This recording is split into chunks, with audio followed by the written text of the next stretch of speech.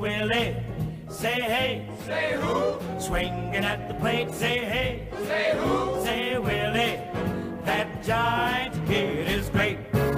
When he hits the ball, it's long gone man. Hits it farther than can't begin. Swings the bats like... What's going on, Sports Cars fans? Ray from Philly here. It's Monday night, April the 19th, and I thought I'd do something a little different tonight.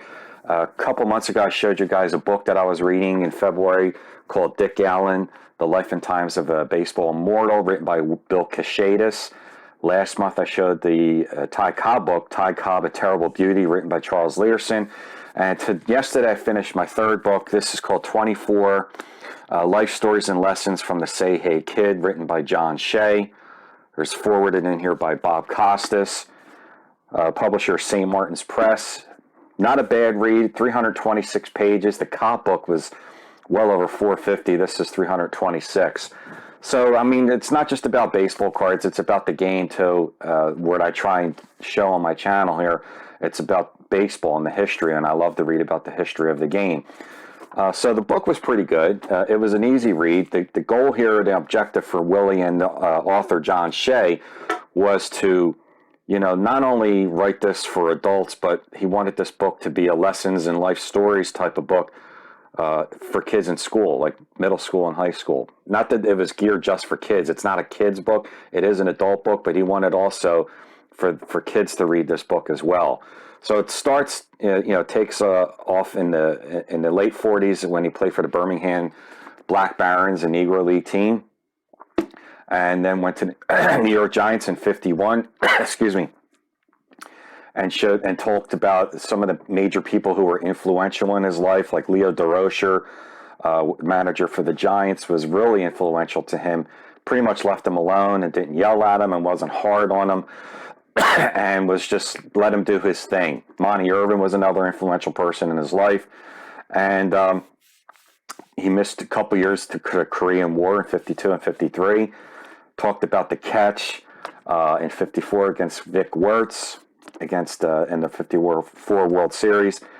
The move to San Francisco. Lots of different things. It's a lot about his career, and it's a lot about lessons and showing you how he portrayed himself as a player and how he was a good example. You know, he wasn't a drinker, smoker, didn't carouse around, didn't go out at night, just pretty much focused on the game. So he tried to set a good example that way.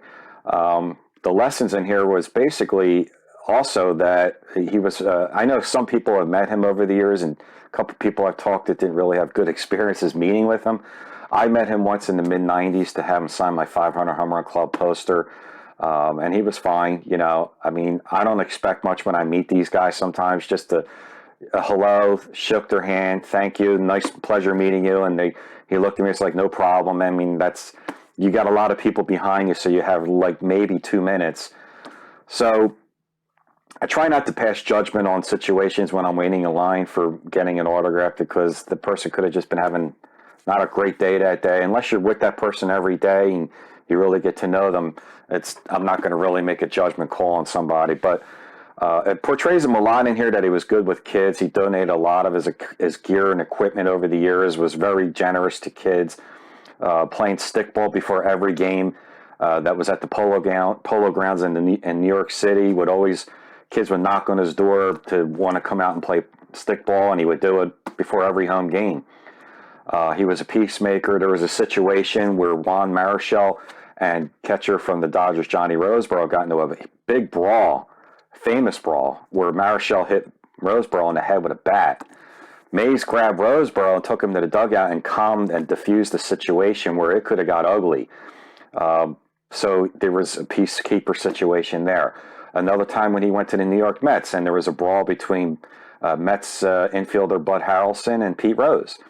The umpire threw out Bud Harrelson and not Pete Rose, and the Mets fans were going crazy. Manager Yogi Berra was trying to calm the fans down. He came in and talked to Willie and said, you know, they'll listen to you. And lo and behold, Willie, again, being a peacekeeper that he was, would go out, and he was able to calm the fans down. So it was pretty interesting. The other interesting tidbit in there was Jackie Robinson, the relationship between Willie Mays and Jackie Robinson. Jackie Robinson wrote a book in 1964 and doesn't say that many good things about Willie in there, about his stance on civil rights movement in the 60s, where he says in there, he wished Willie would have been more vocal.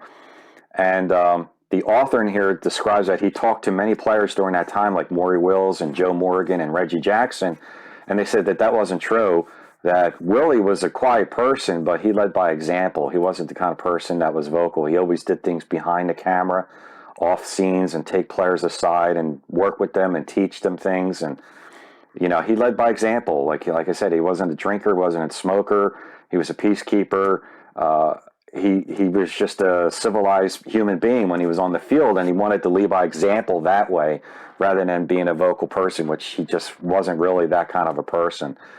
So it was interesting to see that tidbit. And Willie, the author says Willie was kind of hurt by those comments by Jackie Robinson, but he still immensely respected Jackie Robinson and adored him. So it wasn't that he had any despise towards him.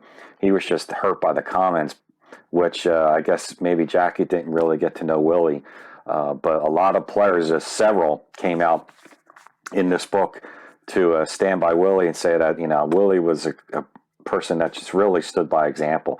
There was a situation in the late 70s, I think 1979, where him and Mickey Mantle were actually banned from baseball. Some people might not know that. Everybody knows Pete Rose is banned still to this day, but Willie was banned in 79 along with Mickey Mantle by Commissioner then Bowie Kuhn, because they were working for Atlantic City casinos. I think Willie was representing Bally's and Mickey for Claridge or something like that, and they didn't want anything to do with gambling, so they banned Mickey and Willie for quite a few years. I thought it was really a short time, but I think Willie didn't get back reinstated until commissioner after Bowie Kuhn was Peter Ueberroth, and that was like in '85. So Willie and Mickey were out of the game for like 5-6 years. And Peter Ueberroth brought Willie back into the game, and Giants manager McGowan, I think it was McGowan, took Willie and gave him a lifetime contract to be like a spokesperson, that sort of thing for the Giants. And he was also the godfather of Barry Bonds, and worked with him a lot and tried to teach him lessons as well, which some of that didn't go well, but you get the drift. But I recommend it. This is a good book if you want to look up a book on Willie Mays. Next up, I ordered a book called Satchel. It's about Satchel Paige. That should be coming in this week. So check it out. It's called 24 Life Stories and Lessons from the Say Hey Kid. Willie Mays, written by Willie Mays and John Shea. All right, I thought I'd do something different tonight. Check it out if you want. And next book will be Satchel on Satchel Paige. So I appreciate your likes and comments, guys, and see you tomorrow night with some slabbed baseball cards. Take care.